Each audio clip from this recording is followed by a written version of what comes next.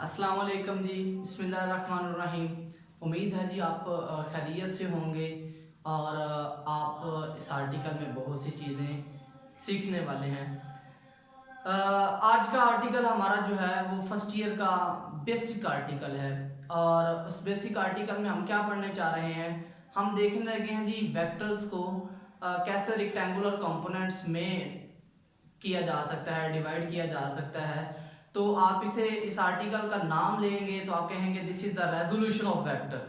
तो आपने इसके बारे में पहले पढ़ रखा है। तो बेसिकली मैं ये आर्टिकल सिंगल नहीं पढ़ रहा, सिंगल करवा नहीं रहा, मैं इसमें दो चीज़ें आपको करवा रहा हूँ।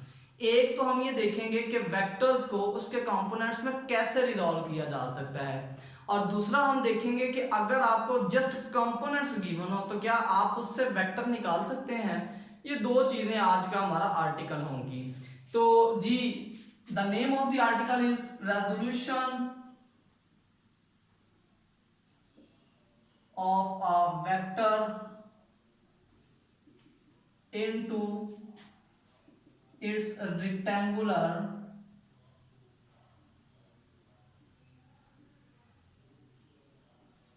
कंपोनेंट्स। आप वेक्टर को क्या कर रहे हैं, उसके रेक्टेंगुलर कंपोनेंट्स में डिवाइड कर रहे हैं।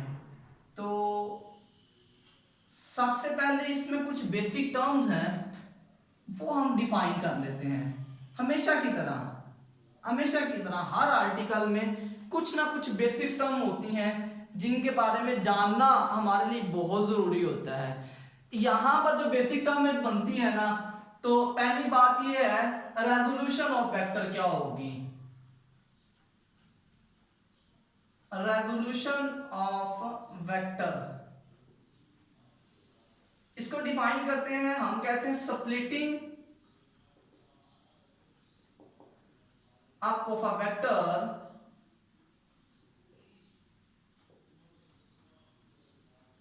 into its rectangular component। किसी भी वेक्टर को उसके रेक्टेंगुलर कंपोनेंट्स में स्प्लिट कर देना, अलग-अलग डिफाइन करवा देना, उसको दो या तीन बेसिकली पार्ट्स में बना देना। This is the resolution of vector. अब सेकेंड टर्म जो इंपॉर्टेंट है वो ये है रेक्टेंगुलर कंपोनेंट। अब रेक्टेंगुलर कंपोनेंट की बात करते हैं, रेक्टेंगुलर कंपोनेंट्स की बात करेंगे तो वो क्या आपके पास आ जाते हैं, components of a vector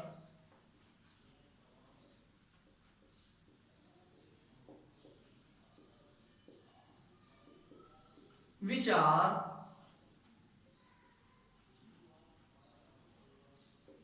effective in a particular direction।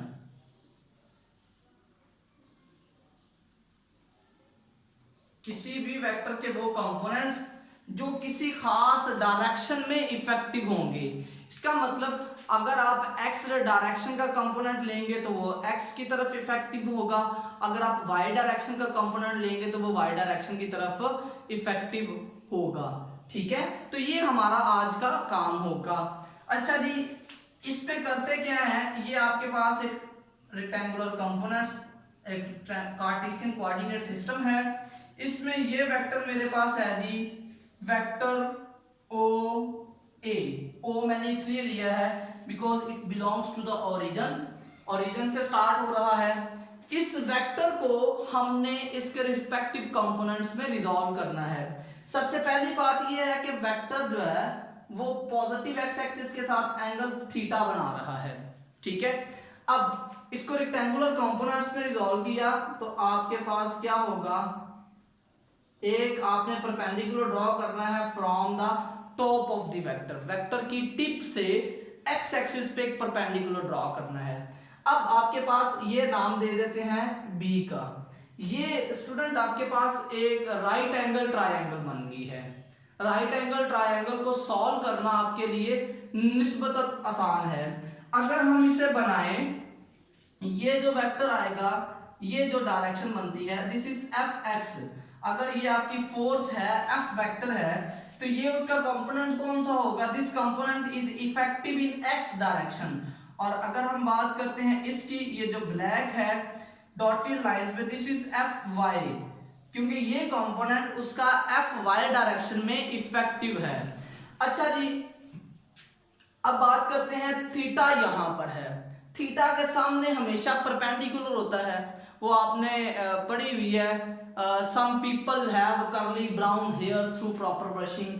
तो यहां पर क्या आ जाता है, साइन थीटा, ये बनेगा the sine of theta is equal to the perpendicular over hypotenuse. ये आपके पास एक ट्रिग्नोमेट्रिक रेशियो है, मैथमेटिकली आपने इसके बारे में सीखा हुआ है। तो आपके पास परपेंडिकुलर क्या आ जाता है, परपेंडिकुलर इज ए बी और हाइपोटेन्यूज इज ओ ए। तो आपके पास जो रिजल्ट बचेगा sine of theta will be equal to the F Y over F, और हमने यहां से एफ निकालना है, F Y, it will be F sine of theta. ले जी, एक तो कॉन्सेप्ट हो गया क्लियर। बहुत सिंपल, बहुत सिंपल किया गया है, साइन थीटा का रिलेशन यूज किया है। इसके मुताबिक अगर आपको फोर्स या वो वेक्टर गिवन हो, और सेकेंडली आपको बता दिया गया हो कि उसका अपने एक्स एक्सिस से कितना एंगल है, तो आप उसका वाई कंपोनेंट बता सकते हैं। एक बात सेकेंडली आ जाती है जी। अब बात करते हैं कॉज ऑफ थीटा की। कॉज ऑफ थीटा आपके पास आ जाता है बेस ओवर हाइपोटेन्यूज। सेकंड आपके पास क्या आ जाता है, बेस ओवर हाइपोटेन्यूज। बेस आपके पास कितनी आ जाती है, बेस इज ओ बी और हाइपोटेन्यूज इज ओ ए। तो कॉज ऑफ थीटा आपके पास आ जाएगा एफ एक्स ओवर एफ। यहां से भी ये इधर मल्टीप्लाई हुआ तो एफ एक्स आ जाएगा एफ कॉज ऑफ थीटा। तो जी स्टूडेंट, ये आपके फोर्स का या उस वेक्टर का एक्स कंपोनेंट आ गया। देखें, this is component in Y direction, this is component in X direction. तो देखें जी, ये वो कंपोनेंट्स हैं जो आपके पास इफेक्टिव होते हैं पर्टिकुलर डायरेक्शन में। तो इन्हें हम बोलते हैं रेक्टेंगुलर कंपोनेंट्स ऑफ वेक्टर। ठीक है, एक बात तो होगी ये। अब अगला आर्टिकल, यहां तक ये खत्म हो गया, आपने वेक्टर को उसके रेक्टेंगुलर कंपोनेंट्स में डिवाइड कर दिया। सेकेंडली अगर आपको गिवन हो, कहता है जी vector from its rectangular component. आपने वेक्टर को उसके रेक्टेंगुलर कंपोनेंट से फाइंड करना है। पहला तरीका बहुत आसान, head to tail rule. First vector, इस वेक्टर की हेड के साथ अगले वेक्टर की टेल ज्वाइन की हुई है। सेकंड वेक्टर, और रिजल्टेंट कैसे आया, फर्स्ट वेक्टर की टेल को लास्ट वेक्टर के हेड से ज्वाइन किया हुआ है। तो यहां पर लिखते हैं इन वेक्टर फॉर्म आपके पास क्या आ जाता है, f is equal to the F x plus F y. बहुत simple, addition of vector by rectangular components की बजाय आपने हेड टू टेल रूल इस्तेमाल किया है। हेड टू टेल रूल के मुताबिक आपने वेक्टर बता दिया उसके रेक्टेंगुलर टर्म्स में। अब सेकेंडली वो बात करता है मैग्नीट्यूड ऑफ द वेक्टर।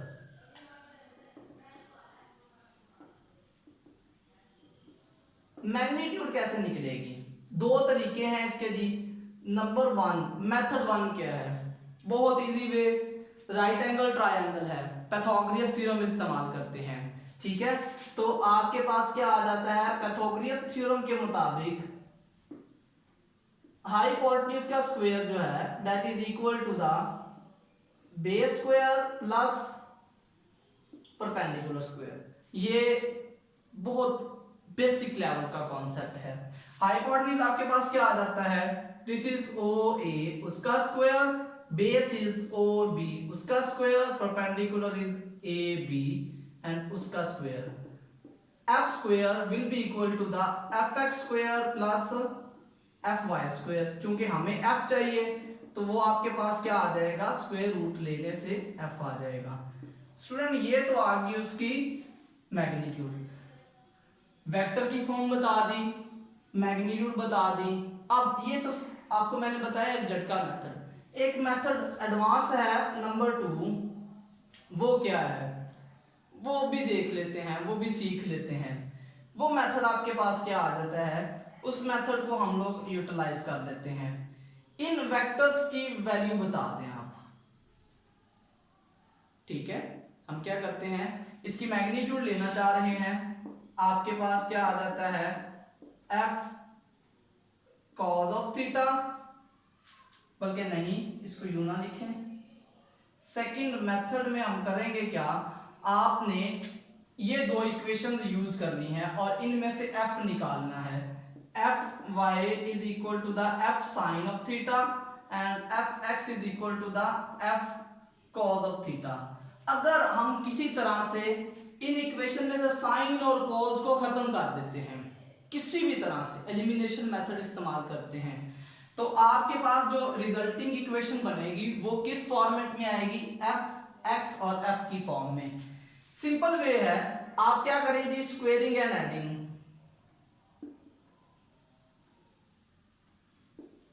यहां आ जाएगा F Y square plus F X square, वो आपके पास क्या आ जाएगा, इसके बराबर क्या आ जाएगा, एफ साइन थीटा उसका स्क्वायर, एफ वाई वाली value plus F cos theta उसका स्क्वायर। किया क्या है, दोनों वैल्यूज को, दोनों साइड को आपने स्क्वायर लेके ऐड कर दिया। इधर आ जाएगा F square sine square theta plus F square cos square theta. F square common लिया, अंदर बचेगा sine square theta plus cos square theta. ये एक ट्रिग्नोमेट्रिक आइडेंटिटी है जिसके बारे में आप लोग फेमिलियर हैं। इसका आंसर आ जाता है आपके पास 1, तो आपके पास एफ स्क्वायर वैल्यू इसके बराबर आ गई। रीअरेंज करके लिखें तो रिजल्ट क्या बचेगा, F is square is equal to the F x square plus F Y square, और चूंकि हमें वैल्यू चाहिए सिर्फ फोर्स की, उसका स्क्वायर नहीं चाहिए, तो आप क्या करेंगे जी, f is equal to the F x square plus F Y square and square root. तो हमने जस्ट क्या किया है, उसका स्क्वायर रूट ले लिया है। अब सेकंड जो आपकी बात इस पे इंपॉर्टेंट है, and that is the direction. इस पूरे आर्टिकल में हमें कह रहा था vector from its rectangular components. अब आपको गिवन क्या है, रेक्टेंगुलर कंपोनेंट्स। आपने उन्हीं रेक्टेंगुलर कंपोनेंट्स को यूज करते हुए डायरेक्शन बतानी है। अच्छा जी, आपने टेन ऑफ थीटा पढ़ा हुआ है। टेन ऑफ थीटा आपके पास क्या आ जाता है, this is perpendicular over base, तो टेन ऑफ थीटा आ जाएगा perpendicular is A B and base is O B. This is equal to the F Y over F X, that is equal to the tan of theta. Theta will be equal to the tan inverse of F Y over F X. तो जी student यहां पर देखें तो आपको पता चल रहा है कि एफ वाई और एफ एक्स दो रेक्टेंगुलर कंपोनेंट्स हैं, और उनका डिवाइड करके अगर टेन इनवर्स लेंगे तो हमें उसके रिजल्टेंट वेक्टर की डायरेक्शन पता चल जाएगी। यहां से मैग्नीट्यूड, यहां से डायरेक्शन। वेक्टर की दो क्वालिटीज होती हैं, दो कैरेक्टरिस्टिक्स होती हैं जो कि आपने फाइंड आउट कर ली। तो जी स्टूडेंट ये हमारा आज का आर्टिकल था, और होप सो जी आप लोगों ने इसको बहुत अच्छे तरीके से देखा और बड़े अच्छे तरीके से एंजॉय किया। अपना बहुत ज़्यादा ख्याल रखिएगा। अल्लाह हाफिज़।